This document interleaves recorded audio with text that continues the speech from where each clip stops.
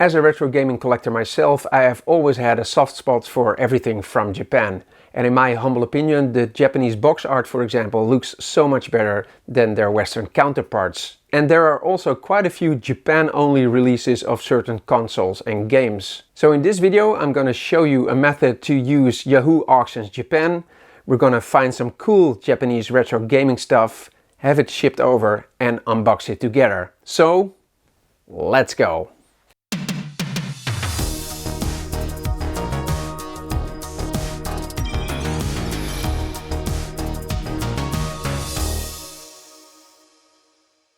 If you are not from Japan but you want to use Yahoo Auctions Japan, you need to use something called a Japan proxy. And for this video I'm using Tanuki Shop. And after you create an account on their website, you can add funds and then you can browse Yahoo Auctions through their service. And that means that when you buy an item from Yahoo Auctions, that item gets sent to the warehouse of Tanuki Shop. They check the item, repackage the item and then send it to you wherever you are in the world.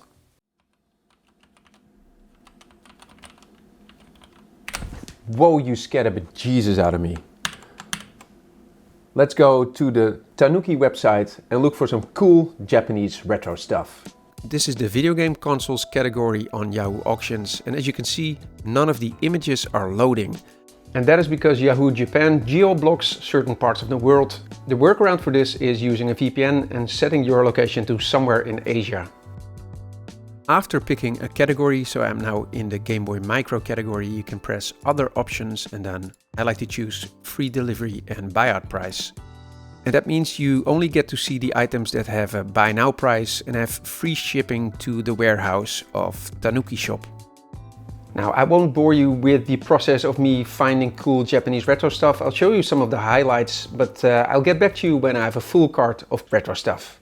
What about this Game Boy Light, which came out after the Game Boy Pocket, features a backlight, but only came out in Japan? Or this Game Boy Link cable in its original Japanese packaging? This is the Japanese version of Paper Mario for the Nintendo GameCube. What about this bad boy, the Panasonic Q, a Nintendo GameCube and DVD player in one, only came out in Japan?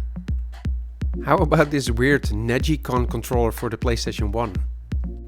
And finally, this first release version of the PlayStation 3, which has PlayStation 2 emulation hardware built in, which makes it a very sought after model for retro gamers like me. I had a lot of fun browsing around on Yahoo Auctions Japan, and as you saw, there are some very unique and cool items available on that website. I ended up picking a different list of objects for this video. Hopefully shipping won't be too long, but now the waiting game begins.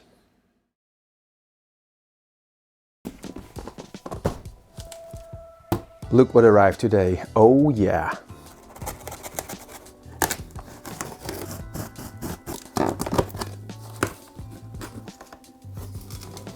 They love their packing peanuts. Let's just dig in and find the first item. This is a game that came with a lot that I bought. Google Lens translates the name to Road to Shanghai. I have to say it's all very well repackaged. This is the Japanese version of Donkey Kong for the Famicom and I just love how it looks with the Japanese writing. It's a joystick by Retrofreak and it's USB. I'm not gonna tell you what it's for, but we'll get back to this in a moment. A little package, and you should be able to tell for which system this is by just looking at the shape. This is of course a game for the Wonder Swan. This game seems to be One Star Stadium. This one doesn't seem to work. No, I'll try some IPA. Oh, now it's working. Oh, there we go. Yeah, it's a really horrible console to film because it doesn't have a backlight. Let me see if I can hit a ball.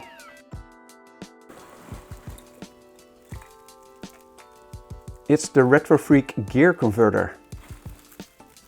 This game apparently is called Professional Baseball.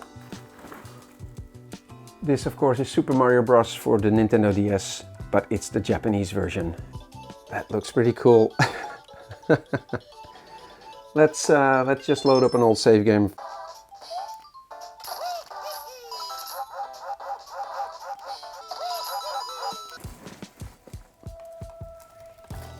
Like most of us who are not from Japan, I don't have any Japanese PlayStation 4 games, and this just looked amazing.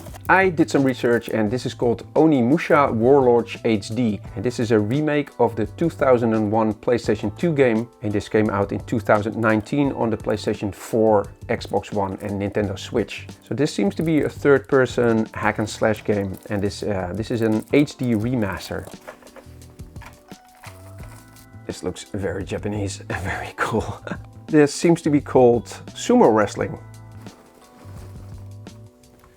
It says Championship Roadrunner, but I think it means Loadrunner. This is called Return of Ultraman Club. Another Retrofreak controller. Here is one of the two larger items. This little black box is called the Retrofreak, and it's made by a Japanese company called Cyber Gadget. Well, if we want to get technical, this is actually the Retrofreak. And it can play cartridges from the NES, the Famicom, Super Famicom and Super NES, Game Boy, Game Boy Color, Game Boy Advance, the Mega Drive and the Genesis, the PC Engine, the TurboGrafx 16 and the PC Engine Super Graphics. Mine came with this little converter, and this lets you play the Japanese SG-1000 cartridges from Sega, the Sega Mark III and the Game Gear cartridges. I've been on the lookout for one of these for a very long time, but now that I had the chance to shop in Japan, it was very easy to find one and get it shipped over.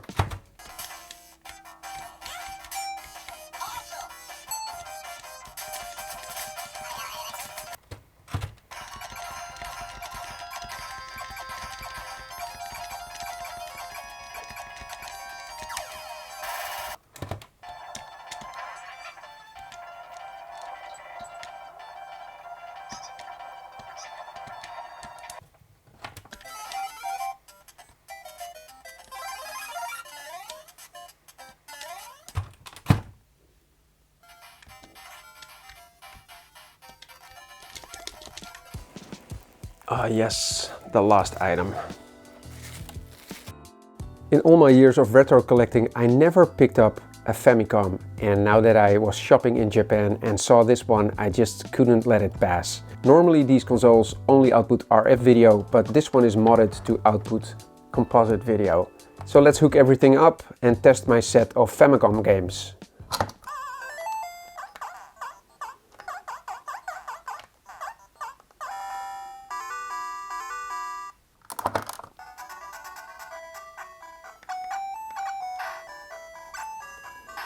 I have no idea what I'm doing.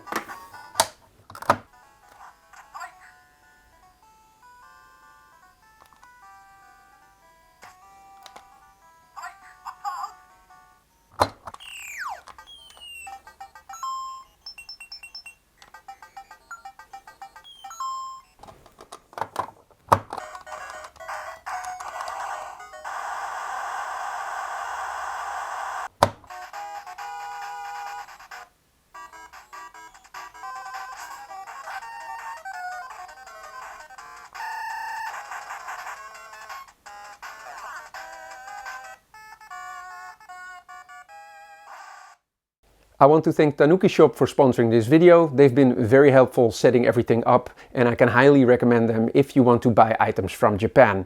So for now, thank you for watching this video on the Retro Game Couch, and I hope you enjoyed it, and like and subscribe, comment, notifications on, subscribe to me, Infinite Lives.